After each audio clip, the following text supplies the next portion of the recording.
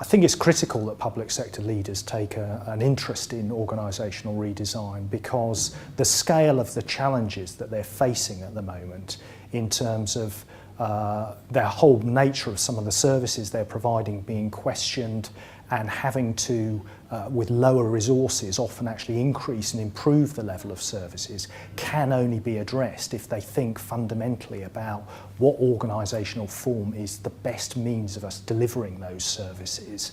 And I think it's increasingly evident that they are addressing those questions, and you're seeing some very innovative solutions coming up in particular authorities in terms of how best to configure their organisation to deliver that service. The key findings from our research have obviously covered a lot of areas, but I think 2 or 3 of the key ones that I'd focus in on were firstly the critical need for a vision, an actual direction and a pathway of change to guide the change process, to provide some key principles on which decisions within that change process are made, and to communicate to staff the direction that they're heading in. That seems to be a critical component and indeed determinant of successful change. The second area, I think, has been the need to involve and communicate and engage staff in that process. Often change is communicated across the public sector in a very negative sense to staff, as causing redundancies or whatever it is. Whereas I think what we found is not only are staff critical to making change happen successfully, but also they can get very engaged and enthused in doing that change process themselves and actually getting involved in the task of improving services, which is often what they've joined local authorities to do. The record of organisational redesigns, if you go back over the last 20, 30, 40 years, actually isn't very positive, and there have been more failures than successes. And I guess, although in the research that we've carried out with IDEA, fortunately we've had lots more successful examples than unsuccessful, nonetheless, I think when we ask people about what would you have done differently, how would you have done it better, and how you're looking to improve that change process in the future, 2 key areas I think that came out were firstly involving and communicating with staff. They almost all said they would have done more of that if they'd had the time again.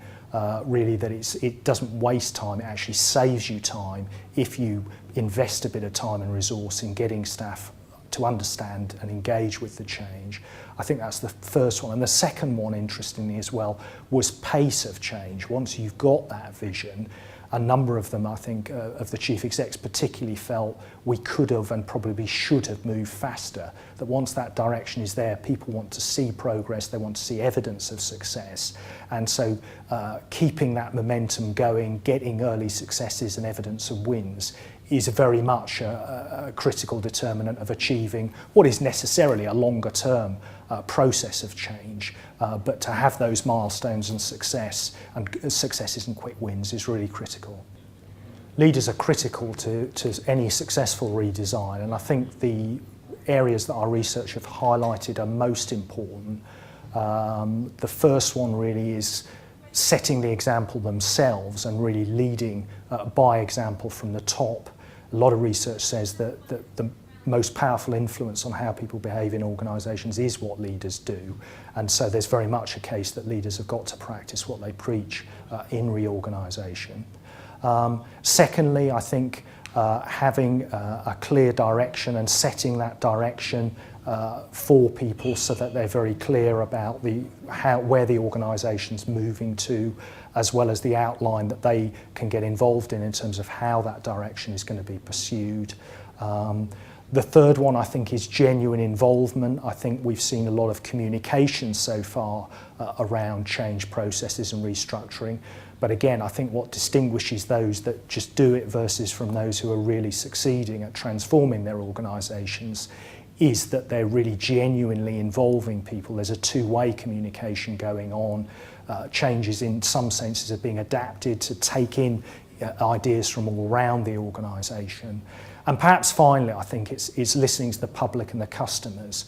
I think if these restructurings are just seen purely as a reaction to central government cost cutting, ironically, there's probably less chance that they're going to achieve the cost reductions that they're intended to achieve, and that actually it's a broader process of transformation.